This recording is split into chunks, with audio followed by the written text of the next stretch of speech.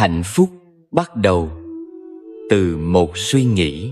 Thái độ của ta với thế giới bên ngoài hoàn toàn phụ thuộc vào cách ta suy nghĩ bên trong. Hãy cẩn trọng với từng dòng suy nghĩ của bạn.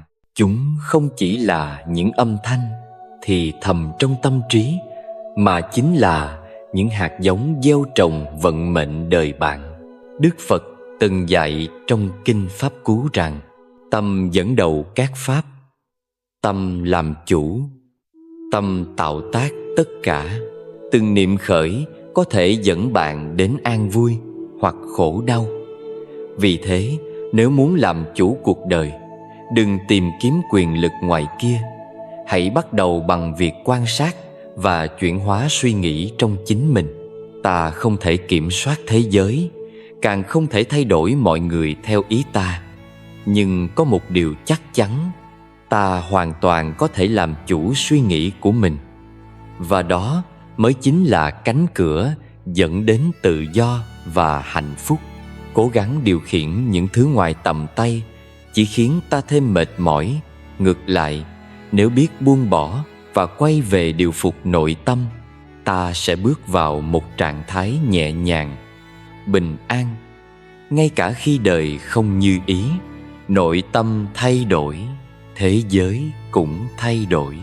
Ta thường đau khổ không phải vì hoàn cảnh, mà vì cách ta nghĩ về hoàn cảnh đó. Hai người cùng trải qua mất mát, nhưng một người buông bỏ được, một người thì oán hận khôn nguôi.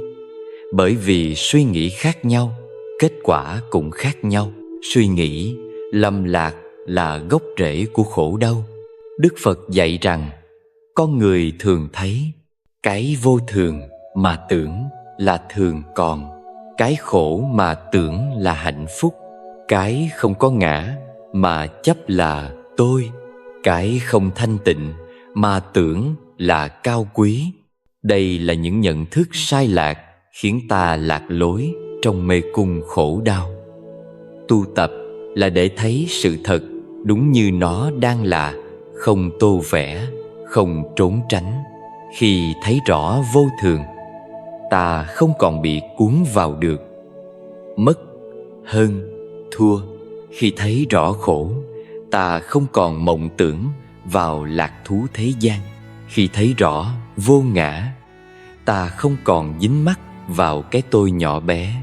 Khi thấy rõ bất tịnh, ta mới có động lực tu sửa thân, khẩu, ý cho thanh tịnh. Mọi thứ đều bắt đầu từ tâm. Tâm hướng về, ham muốn thấp hèn thì khổ đau sinh khởi. Tâm hướng về sự sáng suốt và từ bi thì an lạc hiện tiền. Nỗi khổ phần lớn đến từ nhận thức sai lầm, tức là từ vô minh. Chúng ta tưởng tượng, gán ghép, chấp vá thực tại theo cái nhìn chủ quan và đầy cảm tính của mình. Và chính vì vậy, đời ta biến thành một giấc mộng bất an.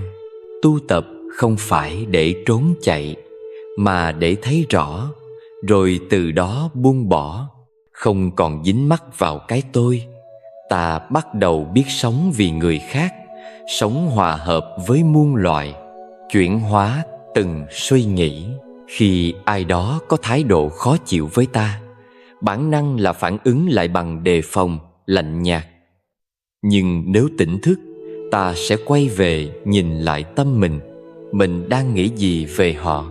Nếu chưa nghĩ điều thiện, hãy khởi tâm lành. Chỉ một chút thay đổi trong suy nghĩ cũng đủ khiến tâm ta nhẹ đi, và biết đâu làm dịu mát cả trái tim người đối diện. Đừng quá tin vào những gì mình nghĩ. Cho đến khi đạt giác ngộ, tâm ta vẫn bị chi phối bởi vô minh, bản ngã và thói quen tích lũy từ quá khứ. Suy nghĩ có thể khiến ta tưởng rằng phải đạt được điều này, phải có được điều kia thì mới hạnh phúc. Nhưng sự thật là hạnh phúc không nằm ở đích đến, mà ở cách ta bước đi mỗi ngày. Quá khứ đã qua, không thể thay đổi.